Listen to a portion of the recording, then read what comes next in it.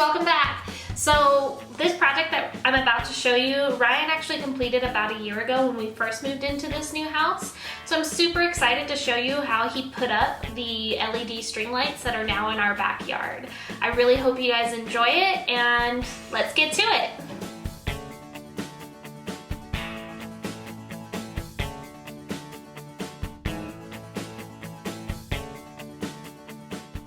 Alrighty, we are just going to get into the supplies and tools that we use for this project. Here is a list on the screen. I'm also going to have that list down in the description below, as well as some links to those products or similar products that we found online. Here, Ryan carefully unboxed the lights and made sure everything was in the box. In the next step, he checked all the sockets and every light bulb to ensure everything was in working order. He didn't want to wait until the very end when everything was strung up to find out that a string of lights wasn't working.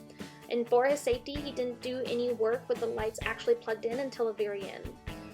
He also didn't keep the bulbs in the sockets during the next few steps to avoid the plastic bulbs from being scratched up. We used plastic bulbs because we decided to string our lights over our pool. We didn't want a light bulb to break and shatter into the pool and then have an empty open electrical socket above it. So here Ryan added the S-hooks to the lights, making sure the hook was clamped at the bottom of the S-hook and that all hooks were facing the same direction, as well as making sure that the cable was not twisted.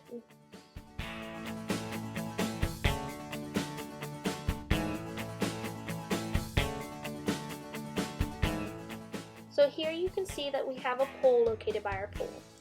Ryan had measured from that pole to the balcony where he planned to string the lights.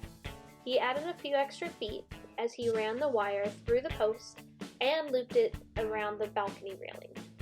He clamped it with wire clamps, where he made sure they were extremely tight so that they wouldn't fall off during a storm. Another thing I want to note here is when Ryan actually strung this wire rope, he made sure that there was a little bit of slack in the rope so that if during a windstorm or anything like that, there was a little bit of give and it wasn't pulled too taut.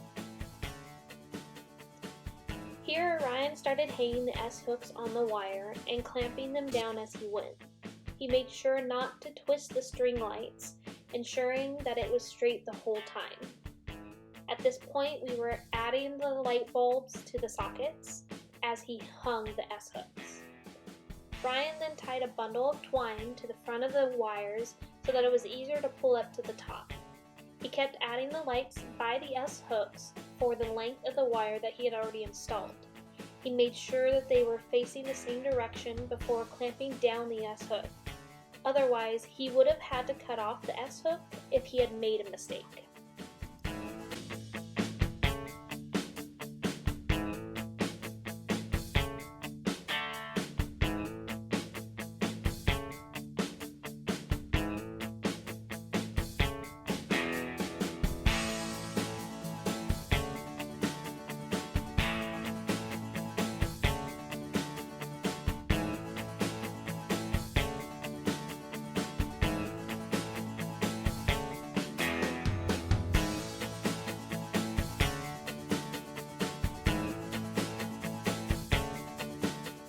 Once he had hung the amount of string lights needed to flow the length of the wire, we used the twine to pull them up to the top of the balcony where the lights would be connected.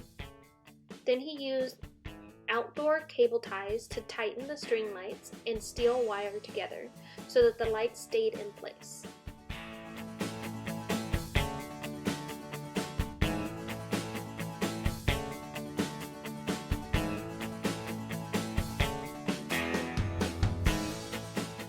Here, Ryan used heat shrink tubing over the connections because we use more than one strand of lights. That way, the string lights won't come unplugged in a storm, and especially because we are hanging them over our pool, for added safety, we went ahead and added this shrink tubing. Quick tip, though, always let the heat shrink tubing cool before you touch it. So here is our completed project. Ryan ended up adding additional wire that attached to the house so that he could have this really cool V-string effect. Thanks so much for watching. Make sure you like and subscribe and share with your friends. We'll see you guys later. Bye!